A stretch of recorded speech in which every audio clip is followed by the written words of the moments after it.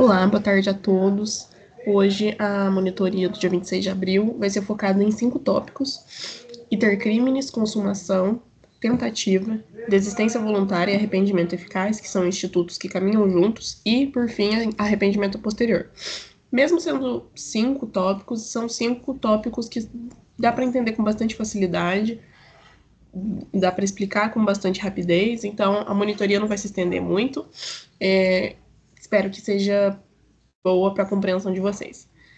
Então, para iniciar, intercrimes. O que são as fases do crime? Quais são as fases do crime? São 4.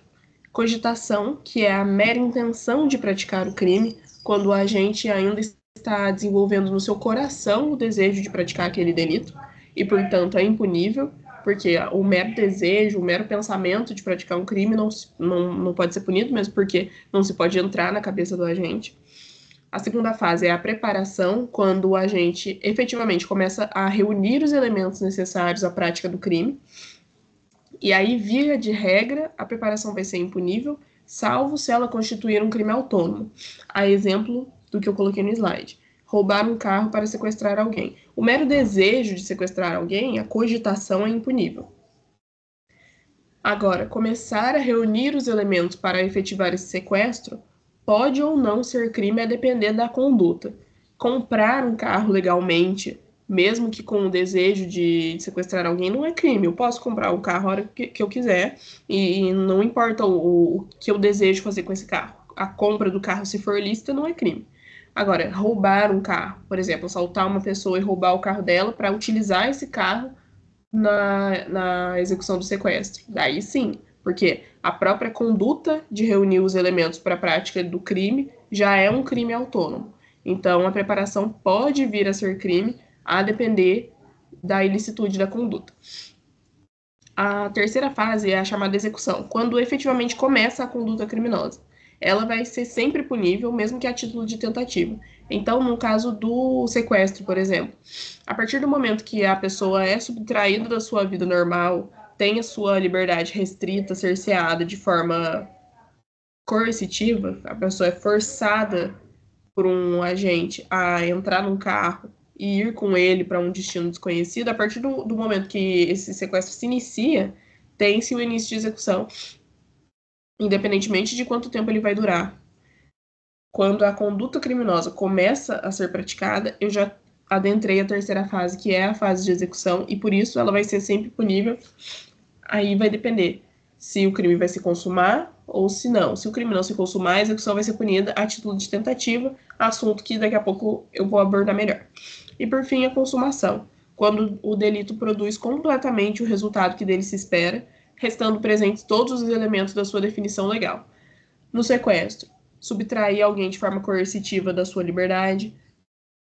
No homicídio, matar alguém. Então, a consumação é quando se cumprem todos os requisitos para a caracterização daquele crime que estão previstos em lei. No homicídio, matar alguém. Quando a vítima morre, pronto, eu tenho consumação. Se eu começo a execução, aponto a arma para o rosto da vítima, por exemplo, chego a atirar, mas a vítima não morre, tenho pelo menos caracterizada uma tentativa clara, porque a execução ocorreu. Então, a execução sempre vai ser punível, ainda que a título de tentativa. A consumação, no entanto, vai ocorrer só quando o efeito que o crime produz o efeito que se espera do delito se produz efetivamente. No homicídio, a morte da vítima. No furto, subtrair coisa alheia móvel para si ou para uso de outra pessoa. Enfim, quando o crime produz o resultado que dele se espera, eu vou dizer que teve consumação, e a consumação, obviamente, é completamente punível. Tentativa. A tentativa é um instituto previsto no artigo 14, inciso 2º do Código Penal, que tem 3 elementos básicos. E são 3 elementos que vão caminhar muito, muito juntos com os elementos da desistência voluntária e do arrependimento eficaz. Existe apenas um ponto que vai diferenciar esses 3 elementos. O que é a tentativa? É quando ocorre início de execução, mas não há consumação por uma circunstância alheia à vontade do agente. No exemplo do homicídio, quando eu aponto a arma para alguém e vem um terceiro e me empurra, me impedindo de atirar em quem eu gostaria, eu tenho caracterizado uma tentativa. Início de execução, apontei a arma, não consumei, não consegui atirar e logo não consegui matar a vítima por uma circunstância alheia à minha vontade. Eu não parei porque eu desejei. Eu deixei de atirar porque um terceiro veio, me empurrou e me impediu de consumar aquele crime. Então, a tentativa, ela só não se consuma por um fator externo. Aqui na tentativa, o que tem que ficar guardado, fixado, é fator externo que impede a consumação. Fator externo que impede a consumação. Eu tenho duas espécies de tentativa. A imperfeita, em que o agente não conclui a execução por um fator externo, e a tentativa perfeita, em que a execução já foi concluída, mas a consumação não ocorre por uma circunstância alheia. O exemplo da tentativa imperfeita é justamente esse. Eu quero atirar, eu quero matar alguém, daí eu vou lá, aponto a arma para a pessoa, vem um terceiro, me empurra e me impede de atirar. Então eu nem concluí a execução, porque eu nem consegui atirar. Agora, um exemplo nesse mesmo contexto, um exemplo de tentativa perfeita seria eu até atirar, mas vir um terceiro desconhecido e socorrer prontamente essa pessoa que eu desejava matar e a vítima sobreviver. Então, eu até concluí a execução, mas não houve a consumação, não houve a morte, por um fator externo alheio à minha vontade. A punição da tentativa vai ser a mesma do crime consumado, reduzida de 1 a 2/3, a depender do grau de proximidade da consumação, o que está previsto no 14, parágrafo único do Código Penal. O que a gente vai ter que entender aqui, grau de proximidade. Aí vai depender muito do crime. No homicídio, é um crime que dá para exemplificar com bastante clareza, porque a consumação é a morte. Então, grau de proximidade é o quão próximo a vítima esteve de morrer. A vítima não morreu, ok. Então, resta caracterizada uma tentativa, não uma consumação. A tentativa vai ter a mesma pena do crime consumado, mas reduzida de 1 a 2/3. Para eu fixar esse índice, eu tenho que entender o quão próximo essa vítima esteve da morte. Porque uma coisa é eu atirar na vítima e a bala pegar de raspão no braço e ela ter apenas um machucado leve. Outra coisa muito diferente é eu atirar, ela não morrer, mas ficar tetraplégica, por exemplo. Eu gerei um dano social, psicológico e físico imensurável para essa vítima. Ainda que ela não tenha morrido, eu prejudiquei muito a sua qualidade de vida. Então, quanto mais perto eu estive de conseguir consumar o crime, de conseguir matar a vítima, menor vai ser a redução. Então, se eu não matei, mas a vítima ficou tetraplégica, por exemplo, ficou em estado vegetativo, ficou com a sua qualidade de vida extremamente prejudicada, muito provavelmente essa redução vai ser de 1/3, que é o índice mínimo. Agora, se eu atirei, não matei, e além de não matar, eu nem cheguei a atingir, ou eu atingi de raspão a vítima, eu não lesei de forma alguma a sua qualidade de vida, é bem possível que essa redução seja no índice máximo de 2/3. Então, fica concluída a tentativa. Início de execução, não consumação, por circunstância alheia à vontade do agente. Então, o que tem que restar fixado aqui para vocês é fator externo que impede a consumação. Fator externo que impede a consumação pode ser uma tentativa imperfeita, em que a própria execução não é concluída, ou uma tentativa perfeita, em que a execução é concluída, mas a consumação não ocorre por um fator externo. Pena da tentativa, mesma pena do crime consumado, reduzida de 1 a 2/3, a observar o grau de proximidade da consumação. Agora, os institutos da desistência voluntária e do arrependimento eficaz. A desistência voluntária ocorre quando o agente não conclui a execução por vontade própria. Aqui, quando eu falo que os institutos da desistência voluntária e do arrependimento eficaz caminham junto com a tentativa, é porque eles se assemelham muito, eles até estão em artigos próximos, porque a desistência voluntária e o arrependimento eficaz estão no 15 do Código Penal, a tentativa está no 14. Na desistência voluntária, eu tenho quase a mesma situação da tentativa, início de execução e não consumação, mas lá é por um fator externo. Aqui é porque o próprio agente desiste de consumar. Ele desiste de continuar, aí ele pode já ter concluído a execução e salvar a vítima, salvar entre aspas, que é o arrependimento eficaz, ou ele pode nem mesmo concluir a execução, que é a chamada desistência voluntária. Então, início de execução e não consumação por vontade própria do agente é o que eu vou chamar de desistência voluntária. Início de execução não, é execução concluída, mas não houve consumação por vontade do agente, é o que eu vou chamar de arrependimento eficaz. Na desistência voluntária, por exemplo, é o caso de eu apontar a arma para alguém, mas não atirar, porque eu não quis atirar. Eu tinha a oportunidade, não veio um terceiro e me atrapalhou. Não foi uma circunstância externa. Fui eu, com a minha voluntariedade, que resolvi parar. Resolvi não concluir aquela execução. Não vou atirar nessa pessoa. Desistência voluntária. Agora, o arrependimento eficaz, o que é? Eu até atiro, só que na hora em que eu atiro, eu já me arrependo, socorro prontamente a vítima ao hospital e ela sobrevive. Por isso, o arrependimento eficaz. Aqui, necessariamente, eu tenho que impedir a consumação. O arrependimento eficaz não é sobre simplesmente se arrepender e pronto, né? Eu atirei na pessoa, na hora que eu atirei eu me arrependi, socorri, mas ela morreu. Se ela morreu, é homicídio, pronto, é crime consumado, eu não tenho que invocar o Instituto do Arrependimento Eficaz. Esse instituto só vai poder ser invocado futuramente no processo se restarem claros o cumprimento dos seus requisitos. Início de execução já concluída, mas não consumação por vontade do agente. Se mesmo com o arrependimento do agente o crime se consumar, o agente vai responder a título de crime consumado e ficam afastados esses institutos. Ambos os institutos, tanto a desistência voluntária quanto o arrependimento eficaz, são uma chamada ponte de ouro para a gente se arrepender. O Nelson Gria, um doutrinador famoso de direito penal brasileiro, é que traz essa expressão, uma ponte de ouro. Por que uma ponte de ouro? Porque havendo início de execução e não consumação por vontade do agente, ele só vai responder pelos atos já praticados. Então, se é o caso de eu querer atirar em alguém, estar ali com a arma apontada, mas voluntariamente desistir, eu não vou responder por lesão corporal, não vou responder por homicídio, não vou responder por nada, porque eu não atirei, eu vou responder no máximo por ameaça. Porte irregular de arma de fogo, a depender das condições dessa arma. Eu vou responder só pelo que eu já pratiquei.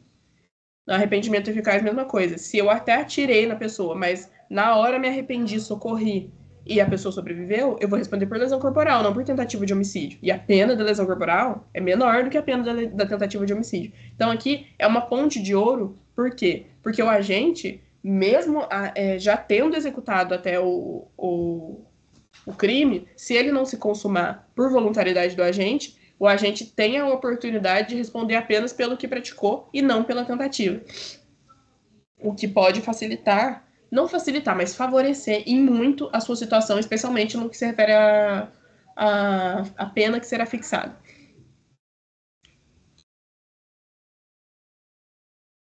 Por fim, o Instituto do Arrependimento Posterior. O arrependimento posterior está no 16 do Código Penal, então é uma escadinha. 14, tentativa. 15, arrependimento eficaz e desistência voluntária. 16, arrependimento posterior. O arrependimento posterior é uma causa de diminuição de pena.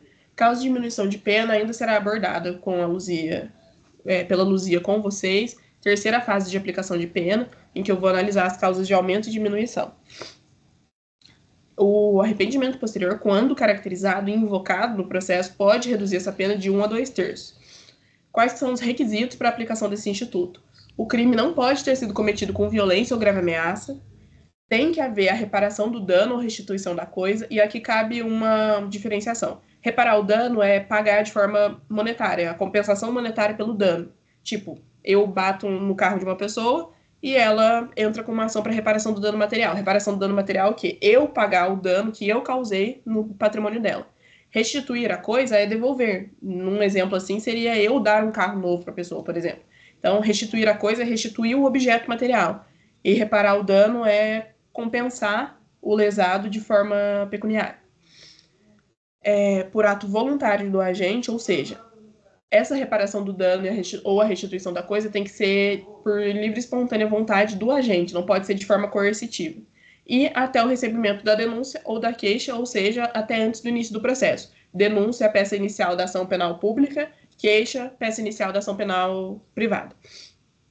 Esses 4 requisitos são cumulativos, ou seja, para invocar o arrependimento posterior num possível processo penal, necessariamente tem que estar presente os 4 requisitos.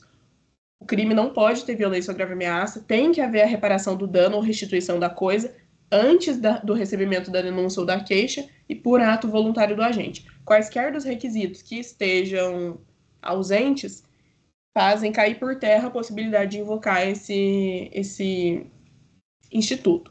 É causa de diminuição de pena de 1 a 2 terços, aí vai depender do grau de proximidade nem de proximidade da consumação, porque aqui o crime até pode estar consumado, mas vai depender de circunstâncias do caso concreto para o juiz entender como que ele vai aplicar esse índice. Se vai ser de 1 a 1 terço, se vai ser de 2 terços, se vai ser de metade, enfim. Agora fazendo um breve repasso. Começamos por intercrimes, passamos pela consumação, tentativa, desistência voluntária, arrependimento eficaz e arrependimento posterior. As 4 fases do intercrimes. Cogitação é a mera intenção de praticar o crime, impunível, porque não tem como punir o pensamento de alguém. Preparação é a reunião dos elementos necessários à prática do crime. Via de regra, a preparação é impunível, salvo se ela constituir um crime autônomo. Exemplo, comprar de forma lícita um carro com um intento, com um desejo de sequestrar alguém, não é crime. A compra do carro não é crime. Agora, roubar um carro para poder sequestrar alguém, isso é crime. E por ser crime, daí o ato preparatório se torna um crime autônomo. Então, não necessariamente o ato preparatório vai ser punido só no caso em que ele constitui por si só um crime autônomo. Execução é quando efetivamente começa a conduta criminosa e ela vai ser sempre punível, mesmo que a atitude de tentativa. E, por fim, a consumação. Consumação é quando o delito produz completamente o resultado que dele se espera. Quando ele cumpre todos os elementos que estão presentes na sua definição legal. No homicídio, a morte da vítima. No sequestro, subtrair a liberdade de alguém de forma coercitiva. No furto, subtrair para si ou para outra em coisa alheia a móvel. Quando o crime cumpre todos os elementos da sua definição legal, o que a gente vai chamar de elementares, quando estão presentes todas as elementares daquele fato típico, eu vou dizer que aquele fato está consumado e, por estar consumado, é completamente punível. Tentativa. 14, inciso 2º do Código Penal. O que tem que se guardar de tentativa? Início de execução e não consumação por uma circunstância alheia à vontade do agente. Fator externo que impede a consumação. Basta guardar dessa maneira. Fator externo que impede a consumação. A tentativa pode ser imperfeita quando a própria execução não é concluída por um fator externo, ou perfeita quando a execução até já foi concluída, mas a consumação não ocorre por uma circunstância alheia ao desejo do autor. Um exemplo de imperfeita: quando eu estou com a arma apontada para atirar e matar alguém, vem uma outra pessoa, um terceiro desconhecido, me empurra e me impede de atirar. Então, eu nem concluí a execução. Agora, num contexto semelhante, para essa tentativa ser perfeita, eu teria que atirar nessa pessoa, vem um terceiro desconhecido, socorre prontamente a vítima, ela sobrevive. Ela sobrevive não por minha vontade, por um fator externo que eu não esperava e não desejava. Punição. A pena da tentativa é a exata mesma pena do crime consumado, reduzida de 1 a 2 terços. Critério para redução. Proximidade da consumação. Eu vou ter que analisar, no caso concreto, o quão próximo o agente esteve de consumar aquele crime para poder aplicar o índice de 1 a 2 terços. Pode ser 1 terço, pode ser metade, pode ser 2 terços. O grau de proximidade da consumação daí vai depender do crime que eu estou falando.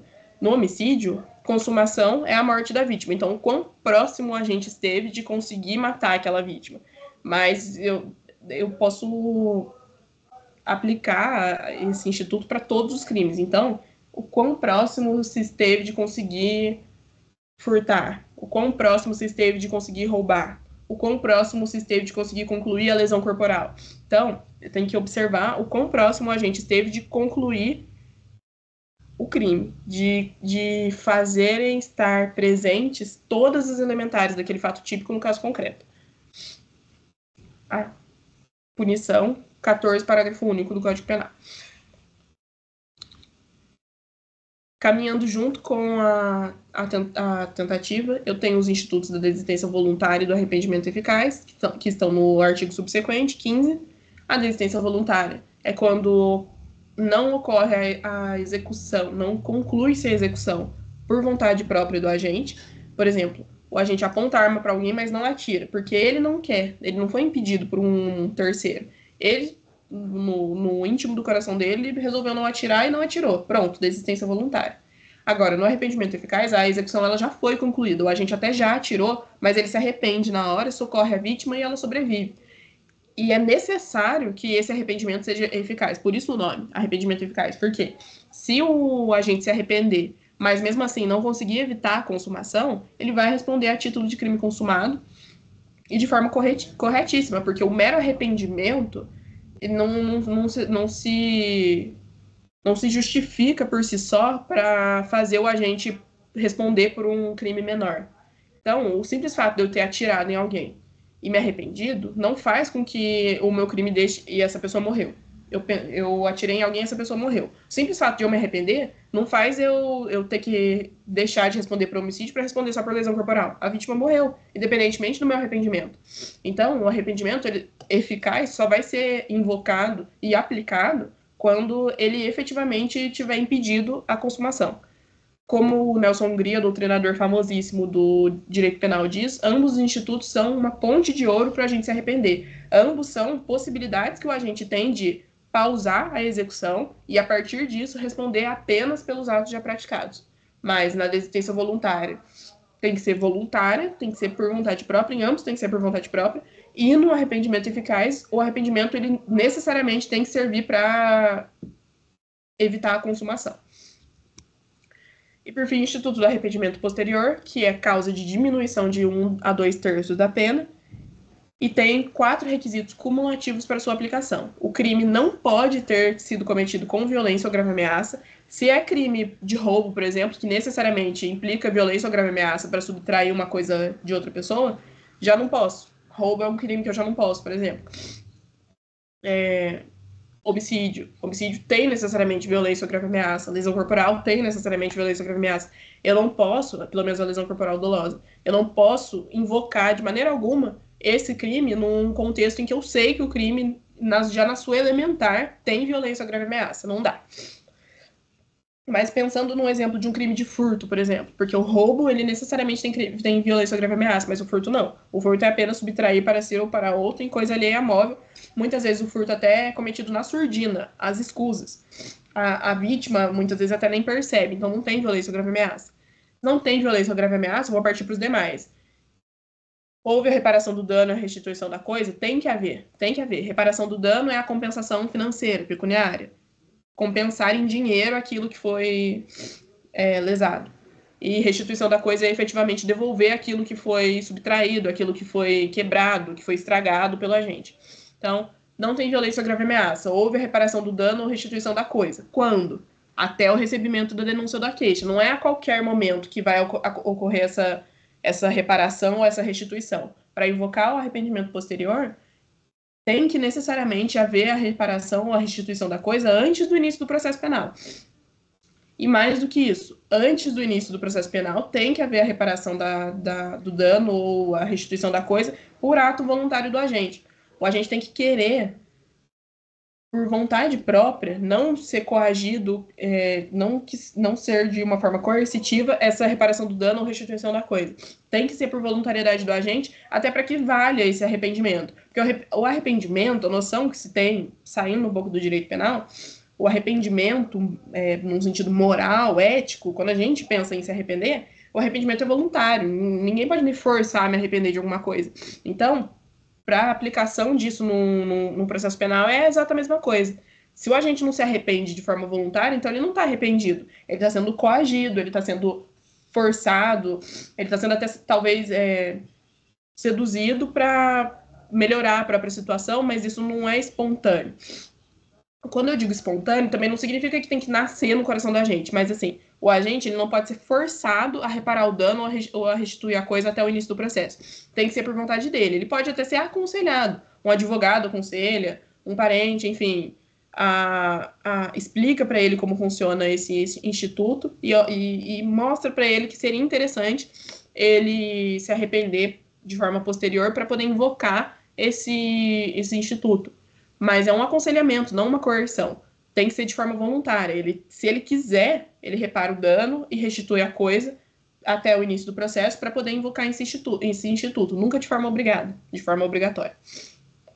Então, presentes esses 4 requisitos, pode-se invocar esse instituto durante o processo penal para que, na terceira fase da aplicação da pena, ela seja reduzida de 1 a 2/3 por ser esse instituto uma causa de diminuição de pena.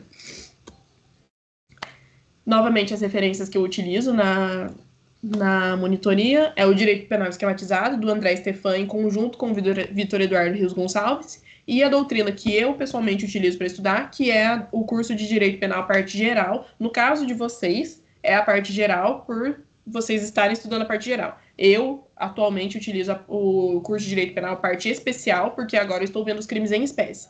Mas, para vocês, do primeiro ano, é o curso de Direito Penal, parte geral, do Vitor Eduardo Rios Gonçalves. Livro excelente, ele é promotor de justiça, então ele tem bastante exemplos práticos. E mais do que isso, ele tem um repertório enorme. O livro, ele não é muito grande, mas ele é aprofundado, é um estudo aprofundado sobre todos os institutos que são passados em aula durante o primeiro ano, então ele é excelente para estudar. Excelente. Tem outros livros muito bons também, tem do Fernando Capês, tem um que é ainda mais aprofundado do Guilherme Nucci, mas aí talvez seja uma leitura meio densa por enquanto. Mas esses 2 livros, o Direito Penal Esquematizado e o curso de Direito Penal Parte Geral do Vitor Eduardo, são perfeitos para quem está no primeiro ano, para se aprofundar. Eu agradeço pela atenção, espero que essa monitoria seja de ajuda para vocês, seja de grande valia para vocês. Se precisarem de alguma ajuda, quiserem tirar alguma dúvida, algum auxílio na hora de estudar, podem entrar em contato e até o próximo sábado.